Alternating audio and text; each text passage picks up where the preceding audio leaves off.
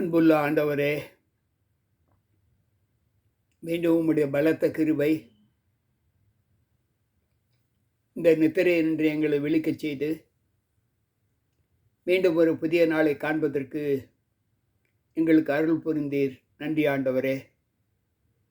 வந்திருக்கின்ற நாங்கள் இந்த நாளின் முழுமையான ஆசீர்வாதத்தை பெற்று உம்முடைய வார்த்தைகளை கேட்டு அதன்படி நடக்க எங்களை உம்முடைய சமூகத்தில் ஒப்புக் கொடுக்கிறோம்.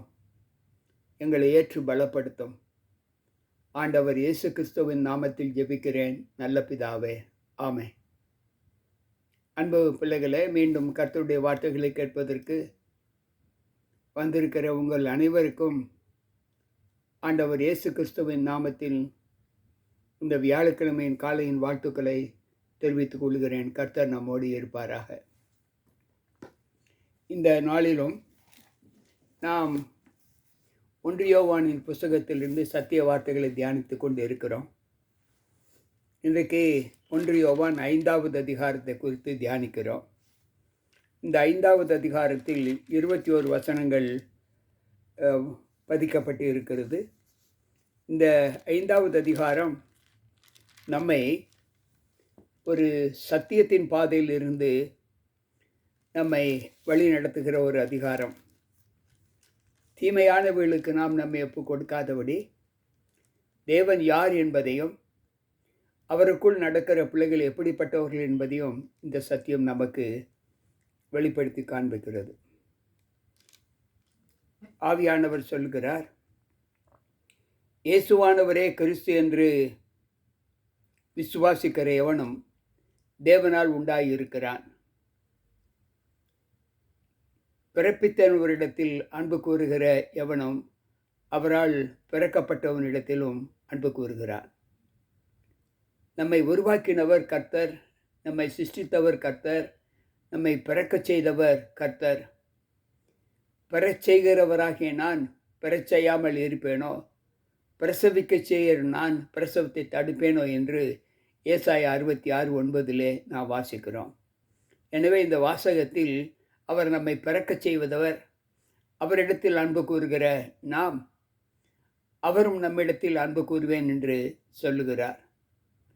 நாம் தேவனுடைய கற்பனைகளை கைக்கொண்டு அவருடைய அன்பில் நிலைத்திருப்பது தான் நாம் தேவனிடத்தில் அன்பு கூறுவதற்கு சமம் என்று இந்த அதிகாரம் நமக்கு சொல்லுகிறது.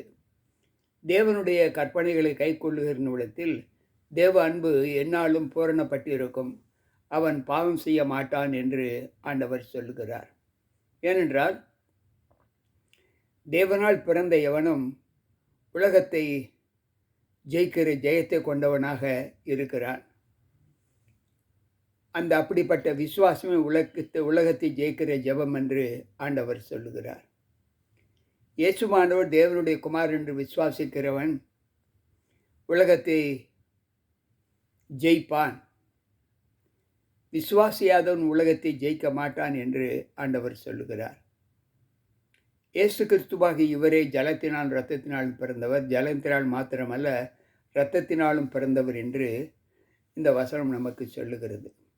இந்த பூலோகத்திலே 3 ஆத்மீக தெய்வ தத்துவங்கள் சாட்சியிடுகிறது.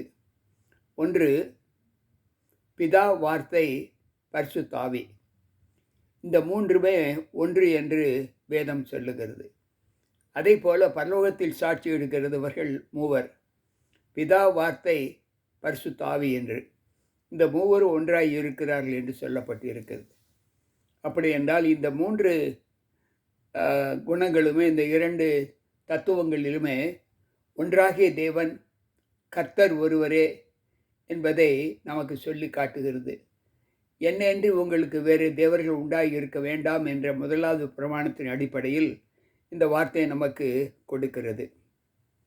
இன்றைக்கு நாம் மனுஷருடைய சாட்சியை ஏற்றுக்கொண்டு அதை போல தேவனுடைய சாட்சியும் அதிகமாக இருக்கிற நம்மிடத்திலே தேவ கிருபை நிச்சயமாக இருக்கும் என்று ஆண்டவர் சொல்லுகிறார்.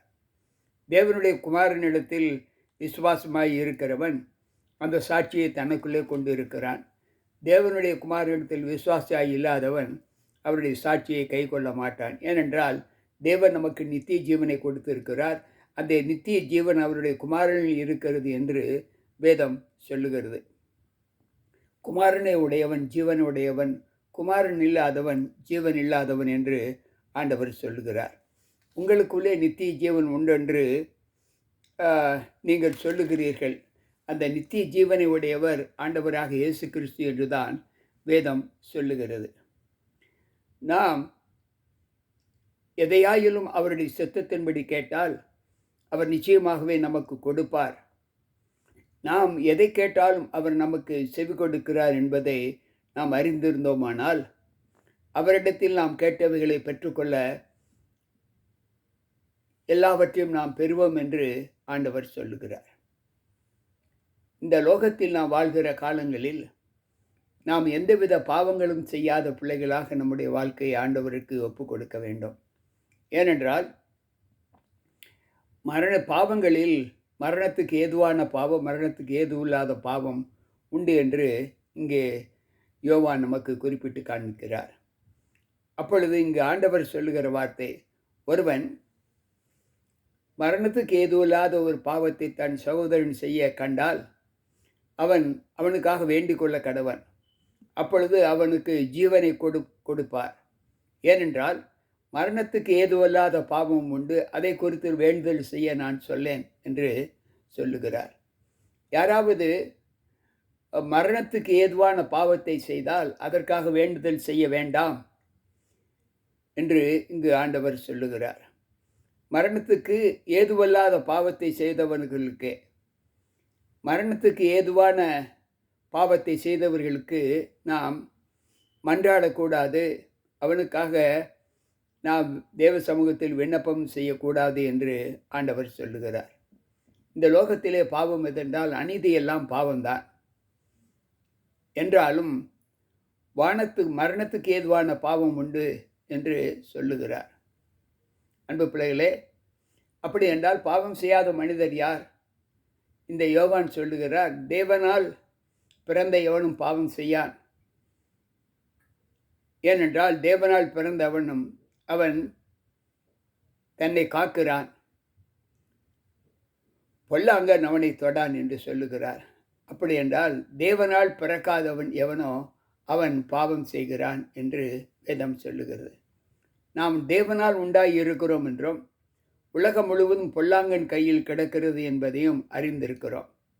அன்றியும் நாம் சத்தியமுள்ளவரை அறிந்து கொள்வதற்கு தேவனுடைய குமாரன் வந்து நமக்கு புத்தியை தந்திருக்கிறார் என்று அறிவோம். அவருடைய குமாரனாக இயேசு கிறிஸ்து எண்ணப்பட்ட சத்தியமுள்ளவருக்குள்ளும் இருக்கிறோம்.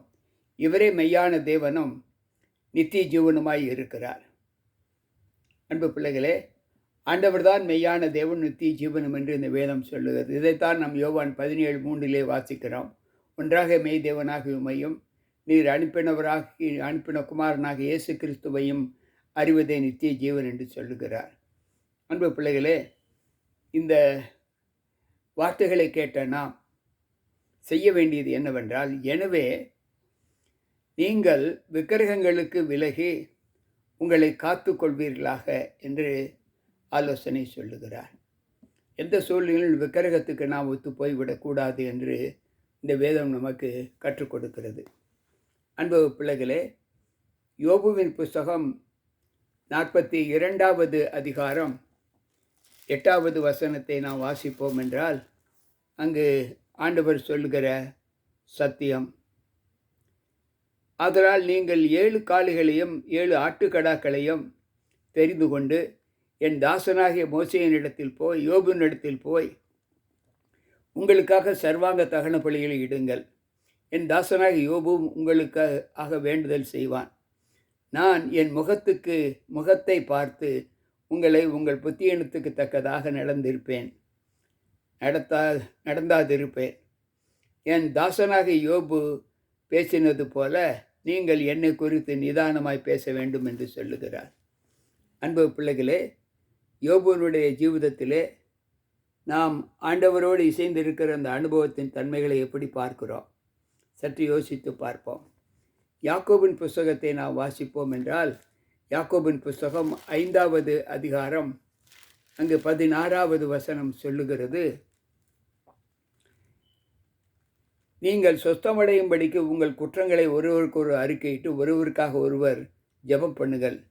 நீதிமான் செய்யும் ஊக்கமான வேண்டுதல் மிகுந்த பலனுள்ளதாக இருக்கிறது என்று சொல்லுகிறார். அன்பு பிள்ளைகளே, பாவம் செய்கிற ஆத்துமா சாகும் என்று ஆண்டவர் சொல்லுகிறார். இன்றைக்கும் பாவத்தின் சம்பளம் மரணம் என்று சொல்லுகிறார். இன்றைக்கு ஆண்டவர் சொல்லுகிற வார்த்தை, நாம் யாதொருவர் நமக்குள்ளாக குற்றங்கள் புரிந்து பாவங்கள் செய்திருந்தால் அவர்கள் பாவங்களையும் குற்றங்களையும் மன்னிக்கிற ஒரு தயவு நமக்குள்ளாக வேண்டும். ஏன் அந்த தயவு வேண்டுமென்றால், இந்த தயவை ஆண்டவர் முழுமையாக பெற்றிருக்கிறார். அவர் நமக்கு செய்தது போல நாமும் மற்றவர்களுக்கு செய்ய கடனாளிகள் என்று ஆண்டவர் சொல்லுகிறார். மேலும் ஒன்றாகிய மெய்யான தேவன் ஒருவர்தான். ஒரே கர்த்தர், ஒரே விசுவாசம், ஒரே நம்பிக்கை, ஒரே ஞானஸ்தானம் என்று வேதம் சொல்லுகிறது. எனவே அந்த ஒரே நம்பிக்கைக்கு பாத்திரவான்களாக நாம் நம்மை தேவ சமூகத்தில் ஒப்புக் கொடுக்க வேண்டும் என்று ஆண்டவர் சொல்லுகிறார். இந்த 21 வசனங்களிலும் நாம் கற்றுக்கொண்ட சத்தியம் என்னவென்றால், இந்த லோகத்தில் அவரை தவிர வேறு தேவர்கள் இல்லை. அவர் கொடுத்த கற்பனை நம்மை இந்த லோகத்தின் அழிவிலிருந்து நம்மை மீட்டு கொள்ளும். எனவே கற்பனையை கை கொண்டு நடக்கிறவன் எந்த விதத்திலும் பாவம் செய்ய மாட்டான். ஏனென்றால் அவன் தேவனால் பிறந்திருக்கிறான். தேவனால் பிறந்த எவனும் பாவம் செய்யான் என்று ஆண்டவர் சொல்லுகிறார். இன்றைக்கும் தேவ சமூகத்தில் நாம் ஆண்டவருடைய வார்த்தைகளை ஏற்றி நடக்கும்போது நமக்குள் பாவ யுக்தி, பாவ சிந்தை வராது என்று ஆண்டவர் சொல்லுகிறார். எனவே அன்பு பிள்ளைகளே, இன்றைக்கு இந்த 1 யோவானின் அதிகாரம் முழுவதையும் இந்த 5 நாட்களாக நாம் தியானித்து கொண்டிருக்கிறோம். இதனுடைய சத்தியத்தின் பாரத்திலே நாம் கற்றுக்கொண்ட உபதேசங்கள் எல்லாவற்றையும் நாம் கை கொண்டு நடந்து தேவன் வரும் வரை அவருக்கு சாட்சிகளாக வாழ்வதற்கான ஆலோசனையை ஆண்டவர் இந்த 5 அதிகாரங்களிலும் நமக்கு கொடுத்திருக்கிறார். எனவே தேவனுக்கு பிரியமாய் நடந்து அவருடைய கட்டளைகளுக்கு, அவருடைய கற்பனைகளுக்கு கீழ்ப்படிந்து அவரிடத்தில் அன்பு கூர்ந்து எல்லா நடக்கைகளிலும் நாம் தேவனுக்கு பிரியமாய் நடந்து கொள்ள கர்த்தர் நம்மை பலப்படுத்த வேண்டும் என்று சொல்லி தேவ சமூகத்தில் நம்ம ஒப்புக் கொடுப்போம், ஜெபிப்போம். அன்பு தெய்வமே, மீண்டும் உம்முடைய மெல்லிய சப்தத்தின் வார்த்தைகளை நாங்கள் கேட்டு இந்த நாளின் முழுமையான ஆசீர்வாதத்தை உம்முடைய சமூகத்தில் பெற்றுக்கொள்வதற்கு எங்களுக்கு வழி கொடுத்திருக்கிறீர். நன்றி ஆண்டவரே. அந்த பாதையில் நாங்கள் நடந்து இன்னும் எங்களுக்குள்ளான குறைவுகளிலிருந்து நாங்கள் எங்களை விலக்கி காத்துக்கொள்ள இன்றைய போதகம் எங்களுக்கு ஆண்டவரே மிகுந்த ஆசீர்வாதமாக இருந்ததற்காக ஸ்தோத்திரம். கேட்ட எங்கள் ஒவ்வொருவருக்குள்ளும் உம்முடைய கிருபை இருந்து அந்த பாதையில் நாங்களும் நடக்க எங்களை ஒப்புக் கொடுக்கிறோம். ஆண்டவர் இயேசு கிறிஸ்துவின் நாமத்தில் ஜெபிக்கிறேன் நல்ல பிதாவே, ஆமென். அன்பு பிள்ளைகளே, கேட்ட வார்த்தைகளின்படி இந்த நாளை கர்த்தருடைய சமூகத்தில் நாம் ஆசீர்வாதத்தோடு கழிக்க தேவ சமூகத்தில் நிற்போம். கர்த்தர் நம்மோடு இருப்பாராக. மீண்டும் நாளை சந்திப்போம். உங்கள் போதகர் ஜி.கே. ராபர்ட். ஆமென்.